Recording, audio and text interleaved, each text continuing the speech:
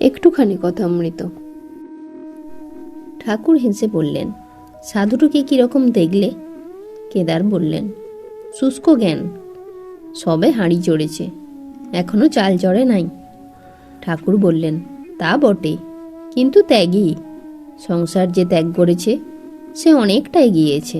সাধুটি প্রবর্তকের ঘর, তাকে লাভ না করলে কিছুই হলো না। যখন তার প্রেমে মত্ত হওয়া যায় আর কিছু ভালো লাগে না। ঠাকুর নিজের ঘরে ফিরিয়াছেন। 4টে বাজিয়াছে। মা কালীর ঘর খোলা হইয়াছে। ঠাকুর সাধুকে সঙ্গে করিয়া মা কালীর ঘরে যাইতেছেন। মণি সঙ্গে আছেন। কালী ঘরে প্রবেশ করিয়া ঠাকুর ভক্তিভরে মাকে প্রণাম করিতেছেন। সাধুও আজ্জোর করিয়া মাথা নোয়াইয়া মাকে প্রণাম করিতেছেন। ঠাকুর বলিলেন, কেমন জি দর্শন? সাধু ভক্তিভরে বলিলেন, কালী প্রধানা হ্যাঁ। ঠাকুর বলিলেন, কালী ব্রহ্ম অভেদ। সাধু বলিলেন, যতক্ষণ বহির্মুখ ততক্ষণ কালী মানতে হবে। যতক্ষণ বহির্মুখ ততক্ষণ ভালো মন্দ, ততক্ষণ এটি প্রিয়, এটি ত্যায্য। এই দেখুন, নামরূপ তো সব মিথ্যা, কিন্তু যতক্ষণ আমি বহির্মুখ ততক্ষণ স্ত্রীলোক ত্যায্য। আর উপদেশের জন্য এটা ভালো ওটা মন্দ, নচেত ভ্রষ্টাচার হবে। ঠাকুর সাধুর সঙ্গে কথা কহিতে কহিতে ঘরে ফিরিলেন। ঠাকুর মণির প্রতি বলিলেন, দেখলে সাধু কালীঘরে প্রণাম করলে? মণি বললেন, আজ্ঞে হ্যাঁ। পরের দিন সোমবার বেলা 4টে হইবে। ঠাকুর ভক্ত সঙ্গে ঘরে বসিয়া আছেন।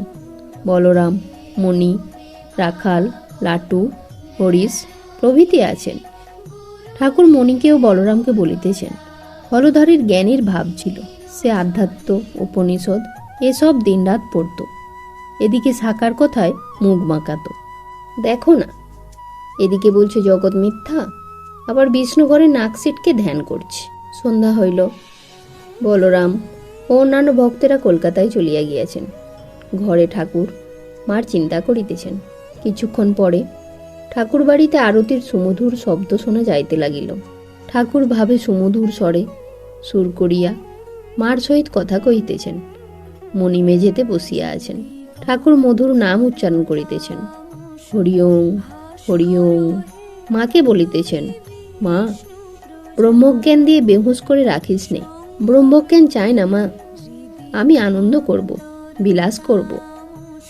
আবার বলিতেছেন, বেদান্ত জানি না মা, জানতে চাই না মা, তোকে পেলে বেদ বেদান্ত কত নিচে পড়ে থাকে। আজকাল রাখাল, লাড্ডু, হরিশ, রামলাল মাস্টার দক্ষিণেশ্বরে বাস করিতেছেন। বেলা 3টে বাজিয়াছে। মণি বেলতলা হইতে ঠাকুরকে দর্শন করিতে তার ঘরের অভিমুখে আসিতেছেন। তিনি একটি তান্ত্রিক ভক্ত সঙ্গে পশ্চিমের গোল বারান্দায় উপবিষ্ট আছেন। মণি আসিয়া ভূমিষ্ঠ হইয়া প্রণাম করিলেন। ঠাকুর তাহাকে কাছে বসিতে বলিলেন। বুঝি তান্ত্রিক ভক্তের সহিত কথা কহিতে কহিতে তাহাকে উপদেশ দিবেন। শ্রীযুক্ত মহিম চক্রবর্তী তান্ত্রিক ভক্তটিকে ঠাকুরকে দর্শন করিতে পাঠাইয়া দিয়াছেন। ভক্তটি গেরুয়া বসন পড়িয়া আছেন। ঠাকুর তান্ত্রিক ভক্তের প্রতি বলিলেন, এসব তান্ত্রিক সাধনার অঙ্গ। কোপালি পাত্রে সুধা পান করা, ওই সুধাকে কারণ বাড়ি বলে? তান্ত্রিক বলিলেন, আজ্ঞে হ্যাঁ। ঠাকুর বললেন, 11 পাত্র না? তান্ত্রিক বললেন, 3 তোলা প্রমাণ, সব সাধনের জন্য। ঠাকুর বললেন, আমার সুরা ছোবার জো নাই। তান্ত্রিক বললেন, আপনার সহজানন্দ, সে আনন্দ হলে কিছুই চাই না। ঠাকুর বললেন, আবার দেখো, আমার জপ তপও ভালো লাগে না, তবে সর্বদা স্মরণ মনন আছে। আচ্ছা, ষটচক্র ওটা কি? তান্ত্রিক বললেন, আগে ওসব নানা তীর্থের ন্যায়, এক এক চক্রে শিব শক্তি, চোখে দেখা যায় না, কাটলে বেরোয় না। পদ্মের মৃণাল শিবলিঙ্গ, পদ্মকর্ণিকায় আদ্যা শক্তি জনিরূপে। মণি নিঃশব্দে সব শুনিতেছেন। তার দিকে তাকাইয়া ঠাকুর তান্ত্রিক ভক্তকে কি জিজ্ঞাসা করিতেছেন। ঠাকুর তান্ত্রিক ভক্তের প্রতি বলিলেন, আচ্ছা, বীজ মন্ত্র না পেলে কি সিদ্ধ হয়? তান্ত্রিক বললেন, হয়, বিশ্বাসে, গুরুবাক্যে বিশ্বাস।